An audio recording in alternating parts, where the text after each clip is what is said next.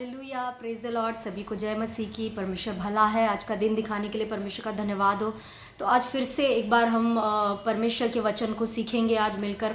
तो ये एक एनकरेजमेंट का वचन है जो परमेश्वर ने मुझे 2 दिन 3 दिन पहले ही दे दिया था, बट मैं रिकॉर्ड नहीं कर पाई। तो परमेश्वर भला है। ये वचन को मैं बताने से पहले कहानी की शुरू से इसकी शुरुआत करूँगी। ये कहानी एक आम के बीज की है। एक आम का बीज होता है और वो आम का बीज जो है वो ज़मीन पर पड़ा होता है और वो ज़मीन पर पड़ा रहता है और उसको लगता है आम के बीज को कि मेरा क्या काम, मैं क्यों बनाया गया हूँ इस दुनिया में, मेरा क्या काम है इस दुनिया में। वो जब अपने सामने एक अच्छे हरे भरे बड़े पेड़ को देखता है, उस पेड़ को जब वो देखता है तो वो पेड़ के अच्छे हरे हरे पत्ते होते हैं, उसमें फल लगा होता है, उसकी डालियाँ होती हैं, उसकी छाया के नीचे जो लोग आकर वो रेस्ट करते, विश्राम लेते हैं और लोग आकर उसके फलों को खाते हैं और कहते हैं कि कितना अच्छा इसका फल है, कितना मीठा इसका फल है, उसकी लोग तारीफ़ करते। तो ये आम का जो बीज है वो सोचने लगता है कि जो सामने मेरे पेड़ है इतना सुंदर है, इतना इसके हरे भरे पत्ते हैं, ये लोगों के इतने काम आ रहा है, लोग इसकी तारीफ़ पे तारीफ़ करते जा रहे हैं, मगर मुझे नहीं समझ में आ रहा है कि जो बनाने वाले ने मुझे क्यों बनाया, क्योंकि मैं तो यहाँ इस ज़मीन पर पड़ा हुआ हूँ, मैं किसी के काम नहीं आ रहा हूँ। लोग आते जाते मुझे पैर से कुचलते रहते हैं। मेरी क्या ज़िंदगी है, मैं क्यों बनाया गया, मेरी कोई ज़िंदगी नहीं है, मैं किसी काम का नहीं हूँ। इस तरह से वो आम का बीज डेली सोचता रहता था और डेली उस पेड़ से बातें करता था कि तुम देखो कितने तुम यूज़फुल हो, तुमको सब यूज़ करते हैं, तुम्हारी सब बड़ाई करते हैं, लेकिन मेरा कोई यूज़ ही नहीं है। मैं तो यहाँ पर ज़मीन पर ऐसे ही फेंका पड़ा हूँ, कोई यूज़ नहीं है, कोई मुझे चाहता नहीं है, फिर मैं क्यों बनाया गया, क्यों परमेश्वर ने मुझे बनाया। इस तरह से वो आम का बीज रोज़ उस पेड़ से बातें करता है और अपने जीवन के विषय में ऐसे ही चिंतित रहता है। ऐसा होता है कि जब वो ज़मीन पर पड़ा रहता है तो आने जाने वाले लोग क्या करते हैं, उस पर पैर दे देकर जाते हैं और उसकी वजह से क्या होता है, वो पैर देने की वजह से वो ज़मीन के नीचे धीरे करके वो ज़मीन के नीचे चला जाता है। मतलब ज़्यादा अंदर नहीं जा पाता है, लेकिन ज़मीन उसको कवर कर लेती है। इस तरह से वो अंदर चला जाता है बीज। तो अब उसको लगता है अब तो एकदम ही मैं ख़त्म हो गया। मैं जब बाहर था तो कम से कम बाहर की दुनिया तो देखता था, अब तो मैं एकदम दफन हो चुका हूँ इस ज़मीन के नीचे। अब मेरा क्या काम, अब तो मेरी ज़िंदगी ख़त्म, अब मैं दफन हो गया हूँ।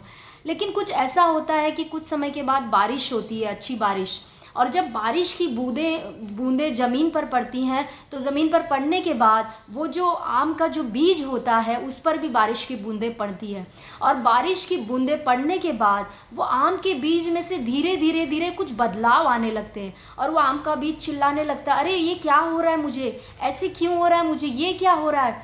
धीरे देखता है वो कि उसमें एक छोटा सा पौधा ऐसे ग्रीन कलर कर निकल कर आ रहा है, ग्रीन कलर का, और वो सोचने लगता है ये मुझे क्या हो रहा है। फिर वो देखता है वो धीरे पौधा और थोड़ा बड़ा होता है, फिर वो देखता बोलता है ये क्या हो रहा है मुझे, मैंने तो सोचा कि मैं दफन हो गया, मैंने तो सोचा मेरी ज़िंदगी पूरी ख़त्म हो गई, अब ये मुझ में से क्या नया चीज़ निकल रहा है। धीरे वो छोटा पौधा थोड़ा बड़ा बनता है, थोड़ा और बड़ा बनता है, तो ये देखता है कि इसमें तो अब पत्ते, अच्छे हरे हरे पत्ते आ गए, ये मुझे क्या हो रहा है, ये तो बिल्कुल मैं सामने वाले पेड़ की तरह बनते जा रहा हूँ, ऐसा लग रहा है मुझे। फिर थोड़ा और समय गुजर जाता है तो और उसके पत्ते आते हैं, कुछ डालियाँ निकलने लगती हैं, तो जो जानवर रहते हैं वो आकर उसके पत्तों को खाकर जाते हैं। तो ये सोचता, अरे वाह, मैं भी तो काम में आ रहा हूँ किसी के, ये जानवर आकर अपनी भूख मुझे खाकर, मेरे पत्तों को खाकर मिटा रहे हैं, ये क्या हो गया, मैं तो सोचा कि मेरी ज़िंदगी ख़त्म हो गई, मैं दफन हो गया, बट ये क्या हो गया मुझे। फिर थोड़ा वो और बड़ा होता है और उसकी टहनियाँ निकलती हैं और उसके पत्ते आते हैं, वो थोड़ा बड़ा पेड़ बन जाता है और देखता है कि लोग जो थके हारे हैं वो आकर उसके नीचे बैठते हैं और विश्राम लेते हैं। बहुत खुश होता है, बोलता है अरे ये लोग भी आकर मेरे नीचे विश्राम ले रहे हैं। थोड़ा और बड़ा होता है वो पेड़ तो देखता है कि उसके अंदर फिर फल आने लगते, बहुत सारे अच्छे फल, और लोग उस पेड़ के फल को खाते हैं और उसकी बहुत तारीफ़ करते हैं कि क्या अच्छा पेड़ है, कितना अच्छा इसका आम का फल है। इस तरह से लोग तारीफ़ करते हैं, तो वो जो बीज है वो सोचता है कि अरे ये क्या, ये तो मैं इस पेड़ में बदल गया और मैं भी फल लेकर आ रहा हूँ जैसे सामने वाला पेड़ लेकर आ रहा था।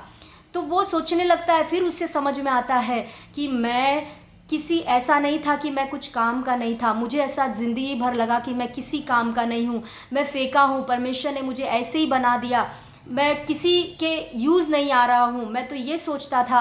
लेकिन अब मुझे समझ में आ गया कि परमेश्वर ने मुझे एक काम के लिए बनाया है। मैं उस समय पे बीज था, इसलिए मुझे समझ में नहीं आता था, लेकिन जैसे जैसे मैं ज़मीन के अंदर गड़ते गया और जैसे जैसे पानी मुझ पर पड़ा, धीरे धीरे धीरे धीरे मैं बढ़ने लगा और अब मैं एक पेड़ बनकर लोगों के यूज़ में आ रहा हूँ, लोगों को फल दे रहा हूँ, लोगों को छाया दे रहा हूँ। हालेलुया। उसको उसकी ज़िंदगी का मतलब समझ में आ गया। उसको पता चल गया कि मैं किसी, ऐसा नहीं है कि मैं किसी काम का नहीं हूँ, मैं बहुत ज़्यादा यूज़फुल हूँ। Hallelujah, thank you Jesus. हो सकता है आप लोगों की ज़िंदगी में भी आप उसी बीज के समान इस वक्त महसूस कर रहे होगे। आपको लग रहा होगा मेरी ज़िंदगी किस काम की है, क्यों परमेश्वर ने मुझे बनाया, क्या काम है मेरा यहाँ पर, मैं तो किसी के यूज़ भी नहीं आ रहा हूँ, मैं तो प्रचार नहीं कर पा रहा हूँ, मैं तो कुछ भी नहीं कर पा रहा हूँ, घर में भी मुझे कोई प्यार नहीं करता है, मेरी ज़िंदगी इस तरह से चल रही है कि मुझे समझ नहीं आ रहा कि मैं क्यों बनाया गया, क्यों आया इस दुनिया में। हालेलुया। लेकिन प्रियो, परमेश्वर आपसे प्यार करता है। परमेश्वर ने उस बीज को ऐसे ही नहीं दुनिया में बनाया था, लेकिन उस बीज के अंदर इतना सामर्थ्य डालकर परमेश्वर ने भेजा था कि वो बीज एक दिन पेड़ बनकर कई सारे बीजों को जन्म दे सकता था, कई सारे फलों को जन्म दे सकता था। इतना सामर्थ्य उस बीज के अंदर परमेश्वर ने डालकर भेजा था, लेकिन उस बीज को नहीं समझ में आ रहा था। उसी रीति से हो सकता है आज आपको समझ नहीं आ रहा है कि मेरे अंदर क्या है, मैं क्यों बनाया गया, मैं क्यों भेजा गया दुनिया में, मेरा क्या काम है, मैं किसी काम का नहीं हूँ। हो सकता है आप अपने जीवन के बारे में बोल रहे हो, लेकिन परमेश्वर ने आपके अंदर ऐसी सामर्थ्य को डालकर भेजा है और वो सामर्थ्य ज़रूर आपके जीवन से दिखेगी और काम आएगी। आप दूसरों को काम आने के लिए बनाए गए हो। Hallelujah, thank you Jesus. एक वचन हम पढ़ेंगे, इफिसियों की पत्री उसका दूसरा अध्याय उसका 10वां वचन। ध्यान से सुनिए परमेश्वर आपके बारे में क्या कह रहे हैं। आप ऐसे ही नहीं भेजेगा इस धरती पर, आपके जीवन के लिए परमेश्वर ने एक बड़ी योजना बनाकर भेजी है। इफिसियों की पत्री दूसरा अध्याय उसका 10वां वचन, क्योंकि हम उसके बनाए हुए हैं और मसीह यीशु में उन भले कामों के लिए सृजे गए जिन्हें परमेश्वर ने पहले से हमारे करने के लिए तैयार किया। Hallelujah, thank you Jesus. देखिए यहाँ पे परमेश्वर का वचन क्या कह रहा है, इफिशियंस 2:10 में, यानी इफिसियों 2:10 में यहाँ पे परमेश्वर कह रहा है कि हम उसके बनाए हुए हैं, यानी हमको किसने बनाया, परमेश्वर ने बनाया हुआ है और मसीह यीशु में उन भले कामों के लिए सृजे गए जिन्हें परमेश्वर ने पहले से ही हमारे करने के लिए तैयार किया। यानी हम मसीह यीशु में सृजे गए, बनाए गए। क्यों बनाए गए? इस वचन में लिखा है ताकि हम भले काम कर सके। आपको बनाया गया है ताकि आप भले काम कर सको। आपको भले कामों को करने के लिए तैयार किया गया है और परमेश्वर आपके द्वारा कर रहेगा यीशु मसीह के सामर्थी नाम से। हालेलुया, आपका जीवन बिल्कुल व्यर्थ नहीं है। ये शैतान आपसे बातें करता है और आपको लगता है मैं जब आप हालातों को देखते हो आपको लगता है मैं किसी काम का नहीं हूँ, लेकिन परमेश्वर का वचन यहाँ पे कहता है कि हर मसीही को, जो कोई देखिए यहाँ पे लिखा है कि मसीह यीशु में, यानी जो कोई यीशु मसीह के अंदर है, यीशु मसीह में है, यानी यीशु मसीह पर विश्वास करता है, उसको परमेश्वर ने भले भले कामों के लिए सृजा है। Hallelujah, thank you Jesus. तो आपके जीवन की बड़ी योजना है। एक और वचन मैं आपको बताना चाहूँगी, शायद से हो सकता है आपको इस वचन से कंफर्म ना हो, आप सोचो नहीं अभी भी सिस्टर मेरे जीवन में क्या योजना हो सकती है। एक और मैं वचन आपको दिखाना चाहूँगी, पहला कुरिन्थियों उसका 12 अध्याय, पहला कुरिन्थियों 12 अध्याय। यहाँ पर जो 12 से लेकर वचन है, देह एक अंग अनेक, इस तरह से इसका टाइटल है, वो पूरा आप पढ़ सकते हो, बहुत ही सुंदर है ये अध्याय। लेकिन मैं आपको पढ़ना चाहूँगी 12 का 27 वचन, क्योंकि पूरा मैं पढ़ नहीं सकती। पहला कुरिन्थियों 12 का 27, यहाँ पे लिखा है, इसी प्रकार तुम सब मिलकर मसीह की देह हो और अलग अलग उसके अंग हो। यहाँ पे परमेश्वर का वचन क्या कहता है, हर विश्वासी के लिए कह रहा है कि सारे विश्वासी जब मिल जाते हैं, मिलकर मसीह के अंग को बनाते हैं और अलग अलग अलग अलग जब हैं वो, तो वो क्या है, सारे विश्वासी जब मिलते हैं तो मसीह की देह को बनाते हैं। और अलग अलग वो क्या है, हर विश्वासी क्या है, मसीह का अंग है। Hallelujah, thank you Jesus. मसीह यीशु की देह का अंग है। तो आप मसीह यीशु की शरीर का अंग हो। मुझे बताइए, आपके शरीर में कौन सा ऐसा अंग है जो बिना काम का है?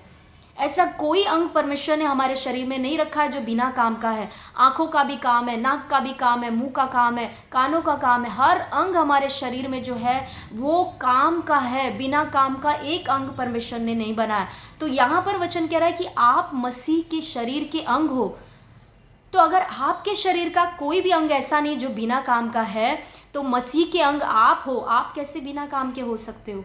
आपको मसीह की देह में बनाया गया है, तो आप मसीह के देह के अंग हो और आप काम के हो। आप यूजफुल हो मसीह के लिए।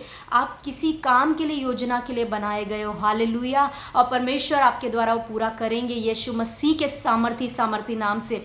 आपको विश्वास करना है प्रियो, प्रभु में बढ़ते जाना है, शैतान की बातों को ध्यान नहीं देना है, प्रभु में बढ़ना है, अपना फोकस नहीं हटाना है। हालेलुया। और दूसरी चीज़ कि क्या उन भले कामों को करने के लिए, या परमेश्वर ने जिसके लिए मुझे बनाया है, मैं मसीह का अंग हूँ, तो मेरा कोई ना कोई तो काम है। तो उस काम को करने के लिए क्या मेरा भी कोई योगदान है? यानी क्या मैं भी परमेश्वर को मुझे भी कुछ करना पड़ेगा ताकि मैं उन कामों को कर सकूं? हाँ, आपको करना पड़ेगा। आपको सिर्फ इतना करना है कि अपने पिता में विश्वास करना है और परमेश्वर का धन्यवाद करते रहना है और परमेश्वर से कहते रहना है, पिता मेरे जीवन के लिए जो तेरी योजना है, जो योजना के लिए तूने मुझे बनाया है, वो योजना मेरे जीवन से पूरा करिए पिता। हालेलुया। और आपको वचन तो पढ़ना ही है, प्रार्थना करना है, क्योंकि वो तो हमारा मसीह जीवन का बेस है। अगर कोई विश्वासी अगर वचन में नहीं है, प्रार्थना में नहीं है, तो मैं नहीं मानूंगी कि वो विश्वासी भी है। हालेलुया। अगर आप विश्वासी हो, वचन और प्रार्थना तो आपका वातावरण है। हालेलुया। एक मछली का वातावरण पानी होता है। अगर उसको पानी से आप बाहर निकाल दोगे, वो जिंदा नहीं रह सकती है। हालेलुया। उसी रीति से जब हम मसीह यीशु में, आप और मैं आ जाते हैं, मसीह यीशु में आ जाते हैं, तो वचन और प्रार्थना हमारा वातावरण बन जाता है। हालेलुया। और इस वातावरण से अगर हम बाहर हैं तो हम जिंदा कैसे रह सकते हैं, हम मसीही कैसे रह सकते हैं? इसीलिए प्रियो, परमेश्वर भला है, वो ज़रूर आपके जीवन में जो योजना है वो पूरी करेगा। और सबसे इम्पॉर्टेंट बात कि आप कभी ऐसा मत सोचें कि आपके जीवन में कोई योजना नहीं, आप बिना काम के हो। इन दोनों वचनों से मैंने आपको प्रूफ किया। ऐसे बहुत सारे बाइबल में वचन है, बट मैंने ज़्यादा नहीं निकाले, 2 ही वचन जो मैं आपको बताई, एनकरेज करना चाहती हूँ इन 2 वचनों से आपको, कि आप अपने जीवन को लेकर परमेश्वर पर पूरा भरोसा रखें कि परमेश्वर के पास आपके लिए योजना है। परमेश्वर का धन्यवाद करते रहें, उस योजना को पूछते रहें, और जो परमेश्वर ने आपको कहीं पर भी रखा है, छोटे से छोटा काम आपको दिया है, वो करते रहें। हालेलुया। अगर आपको परमेश्वर ने पैसा का आशीष दिया है, आप किसी को आशीष दें, अपने मसीह भाई बहनों को आशीष दें, अपनी कलीसिया के लिए आशीष का कारण बने। अगर आपको परमेश्वर ने कुछ भी दिया है, अगर आपको सेवा करने का वरदान है, आप सेवा कर सकते हैं लोगों की, तो सेवा करें लोगों की। ये छोटी छोटी चीज़ें हमें लगता है कोई काम की नहीं है, हमें लगता है बड़े बड़े स्टेज पे जाएंगे तभी वही काम का है, लेकिन आपको मालूम है परमेश्वर की नज़र में ये छोटी छोटी चीज़ें ही मायने रखती हैं। आपको मालूम है मत्ती में जब यीशु मसीह ने कहा कि जो हे प्रभु कहेगा, उनमें से सब कोई स्वर्ग के राज्य में प्रवेश नहीं करेगा। हालेलुया। उसी में आगे आप देखोगे तो वहाँ पर लिखा है कि प्रभु ने कहा कि मैं जब भूखा था तो तुमने मुझे खाना नहीं दिया, मैं जब प्यासा था तुमने पानी नहीं दिया, जब मैं जेल में था तुम मुझसे मिलने नहीं आए। हालेलुया। तो इसीलिए मैं भी तुमको नहीं पहचानता। प्रभु ने ये नहीं कहा कि तुमने मेरा प्रचार नहीं किया, तुमने बड़े बड़े काम नहीं किए, चिन्ह चमत्कार नहीं किए, इसलिए मैं नहीं पहचानता। सिंपल प्रभु ने कहा कि मैं जब भूखा था तुमने खाने को नहीं दिया, प्यासा था तुमने पानी नहीं दिया। हालेलुया। यानी परमेश्वर की नज़र में ये छोटी छोटी चीज़ें बड़े मायने रखती है। हालेलुया। Thank you Jesus. तो इसीलिए आप अगर छोटे से छोटे काम भी कर रहे हो, परमेश्वर के राज्य में विश्वास योग्य बने रहो, वहाँ से परमेश्वर आपको धीरे धीरे उठाता हुआ आपको बड़ा बनाएगा। हालेलुया। दाऊद के जीवन में आप देख सकते हो, इन सभी के जीवनों में आप देख सकते हो, ये छोटे थे पहले। दाऊद तो सिर्फ चरवाहा था, भेड़ बकरियों को चराता था, लेकिन परमेश्वर ने क्या किया, वहाँ पे वो विश्वास योग्य परमेश्वर के साथ बना रहा, उसका रिश्ता परमेश्वर के साथ बना रहा, इसीलिए उसने सारे भजन इतने सारे लिख डाले। हालेलुया। तो वहाँ से परमेश्वर ने उसको उठाया और क्या किया, राजा बना दिया। तो इसी तरह से प्रियो, परमेश्वर का जो काम है इसी तरह से होता है। परमेश्वर ने आपको जहाँ कहीं भी रखा है उस काम को तुच्छ न जाने, करते रहें और आगे बढ़ते रहें। प्रभु और बड़े बड़े काम आपके द्वारा करेगा। Hallelujah, thank you Jesus. तो आई होप कि आज का जो वचन था उससे आप एनकरेज हुए, अपने जीवन को आप बहुत ही कीमती समझे, क्योंकि यीशु ने अपना लहू देकर आपके जीवन को खरीद लिया है। तो आपका जीवन का कीमत यीशु का लहू है। तो सोचो आपका जीवन कितना कीमती है। और परमेश्वर का धन्यवाद करते रहे, प्रभु में बढ़ते रहे, जड़ पकड़ते रहे, प्रार्थना में, वचन में बने रहें। परमेश्वर आप सभी को आशीष दे। वापस से हम मिलेंगे, फिर से एक वचन को लेकर हम सीखेंगे। जैसा पवित्र आत्मा मुझे अगुवाई करेंगे उस तरह का वचन हम सीखेंगे। तब तक के लिए आप सभी को प्रभु बहुत तायत से आशीष करे, यीशु के नाम में, आमीन।